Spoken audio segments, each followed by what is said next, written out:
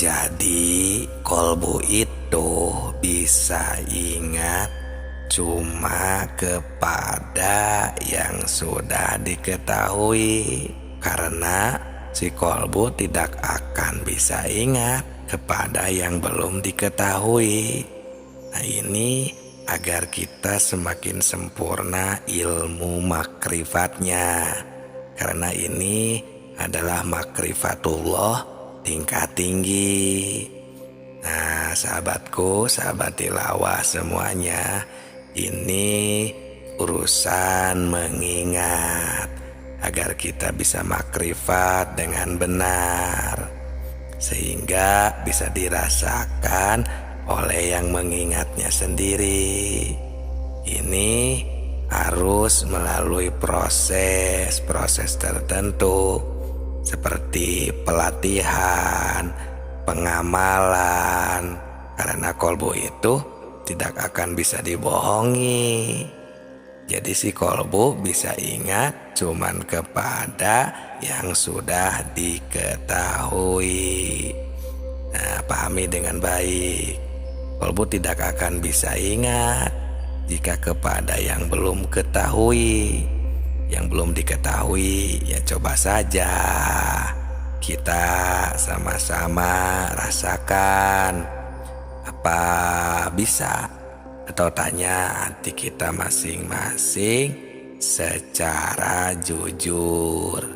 Apa bisa ingat kepada yang belum kita ketahui? Ini jawabannya ada di kolbu kita masing-masing.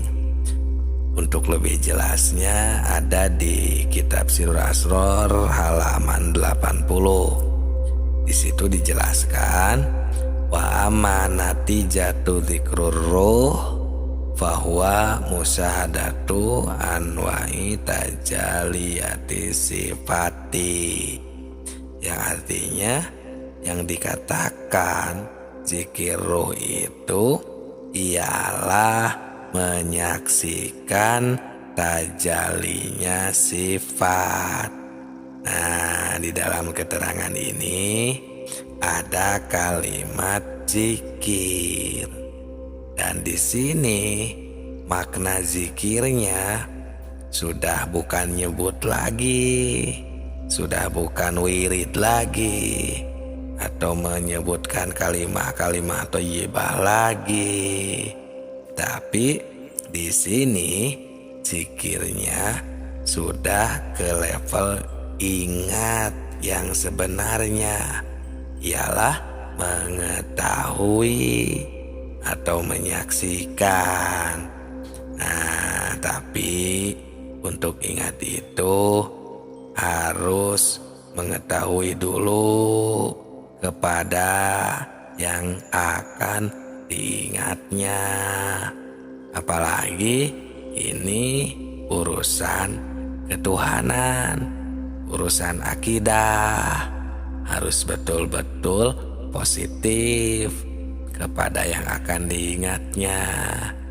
Nah, ini sering kita baca, padahal ya untuk dalilnya ini ada di orang-orang yang setelah sholat suka membacakan kalimat afdholul dzikri fa'lam annahu la ilaha illallah, yang artinya cukup-cukupnya ingat atau afdholul dzikri itu dzikir yang afdol, yang maksimal, yang paling utama itu adalah fa'lam, ketahuilah. Nah, ini jawabnya, jawabnya ada di kalimat i'lam, yang artinya harus diketahui.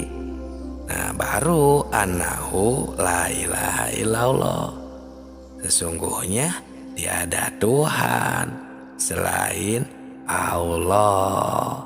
Nah, di dalam ayat ini kita semua sudah memahami. Bahkan para arif billah di dalam kitab karangannya seperti Hikam dan kitab-kitab tasawuf lainnya, ini menunjukkan keharusan makrifat kepada Tuhan, makrifatullah. Ini menunjukkan kita ini harus, karena penting sekali. Ya, bahkan awalnya beragama itu makrifat, harus tahu agar ketika nanti kita menyembah, beribadah, itu kita tahu kemana kita menyembah. Karena seolah-olah ini ya, seolah-olah seperti kalau kita lihat non-muslim seperti yang menyembah patung contohnya, itu yang disembah jelas ada di depan. Nah sedangkan kita yang disembah kayak goib gitu. Nah padahal untuk orang yang sudah makrifat, yang sudah benar-benar mengetahui ibadah kepada Allah dengan sempurna, itu tidak goib. Allah itu dohir, nyata, ada di muhit ya, di sekitar, di semua. Karena Allah itu muhitun ala kulli syai'in qadir ya. Allah itu ada di semua ya ciptaannya. Karena ciptaannya itu adalah pasti tidak akan terpisah dengan yang menciptakannya. Seperti kita melihat orang yang sedang mencangkul, contohnya kita bayangkan orang yang mencangkul di tengah sawah. Nah, bayangkan mungkinkah tidak jika cangkul itu bisa bergerak sendiri tanpa adanya yang menggerakkan? Nah, seperti itulah ilmu makrifat juga tidak akan berpisah dengan yang menakdirkan. Selagi ada takdirnya, selagi ada ciptaan, ada kehidupan, nah itu pasti ada Allah, ada Tuhan yang menakdirkan. Nah inilah ilmu makrifat, inilah zikir yang sebenarnya. Karena zikir itu adalah ingat ya, bukan hanya nyebut, bukan hanya berbicara, tapi kita mengetahui, tahu dan bersaksi bahwa Allah ada, bahwa Allah lah yang menakdirkan, bahwa Allah lah yang mewarnai sebuah makhluknya yang terdapat warna. Contohnya warna buah yang merah, Allah yang menghendaki, menakdirkan si buah itu berwarna merah. Nah itu harus benar-benar memakai amrun jauki atau perasaan yang mendalam sesuai dengan bukti ya.